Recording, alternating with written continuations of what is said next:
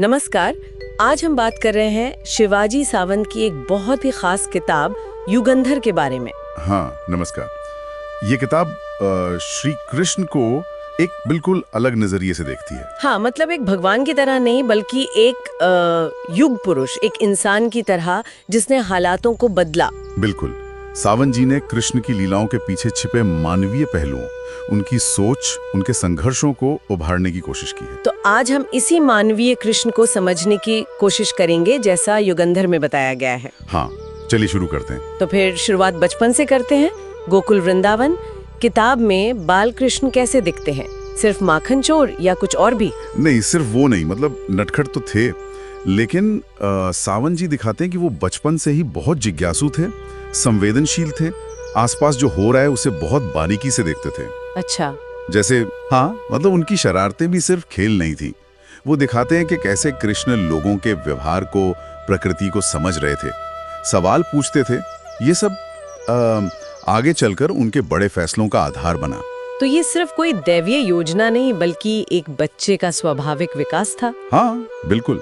एक असाधारण बच्चे का मानवीय विकास। सावंत इसी पर जोर देते हैं।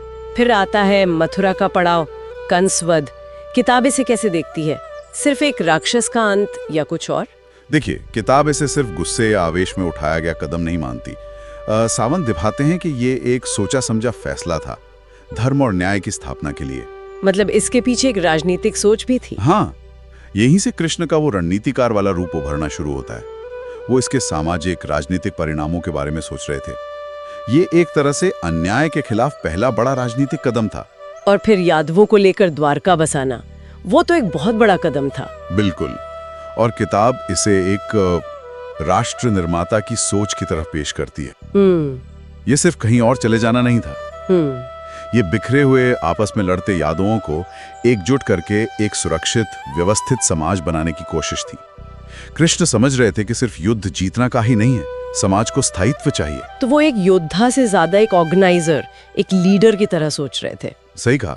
उनका ध्यान भविष्य पर था, एक मजबूत समाज बनाने पर। ये उनके विजन को दिखाता है। युगंधर में रिश्तों को भी बहुत गहराई से दिखाया गया है ना, जैसे रुक्मिणी या सत्यभामा के साथ उनके रिश्ते। हाँ, बहुत ही मानवीय ढंग से। रुक्मिणी से विवाह में प्रेम तो है, पर साथ ही सामाजिक और शायद कुछ हद तक राजनीतिक जिम्मेदारियां भी हैं। अच्छा। और सत्यभामा के साथ उनके संवादों में आपको प्रेम, अधिकार, कभी-कभी थोड़ी ईर्ष्या या अहंकार की झलक भी मिलती है। ये दिखाता है कि कृष्ण भी इन मानवीय भावनाओं से गुजरते थे।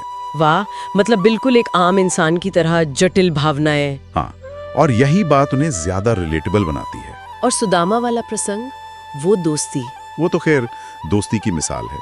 किताब दिखाती है कि कृष्ण के लिए पद, पैसा, ये सब मायने नहीं रखता था। मायने रखता था भावना का सच्चा जुड़ाव। समय या हालात दोस्ती को बदल नहीं पाए। बिल्कुल। और कर्ण या द्रौपदी के साथ उनके संवाद, वो भी बहुत गहरे हैं। उनमें कृष्ण की करुणा, उनकी दार्शनिक समझ दिखती है। हर रिश्ता जैसे उनके मानवीय चरित्र की एक और परत खोलता है। फिर महाभारत, वो युद्ध जिसमें कृष्ण हथियार नहीं उठाते पर सब कुछ वही कर रहे होते एक तरह से। हाँ, सावंत दिखाते हैं कि वो सिर्फ अर्जुन के रथ के सारथी नहीं थे, वो पूरे युद्ध के वैचारिक और रणनीतिक सारथी थे। मतलब दिमाग उनका चल रहा था। बिल्कुल।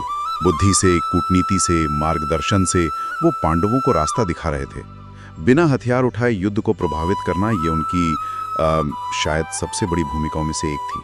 और गीता का उपदेश, उसे किताब कैसे देखती है? युगंधर गीता को सिर्फ एक धार्मिक ग्रंथ नहीं मानती। सावंत कहते हैं कि ये कृष्ण के अपने जीवन के अनुभवों, उनके संघर्षों, उनके गहरे चिंतन से निकला हुआ दर्शन है। अच्छा, मतलब ये कोई आसमान से उतरा हुआ ज्ञान नहीं, ये जीवन जीने का एक व्यावहारिक तरीका है। कर्म करो, फल की चिंता मत करो।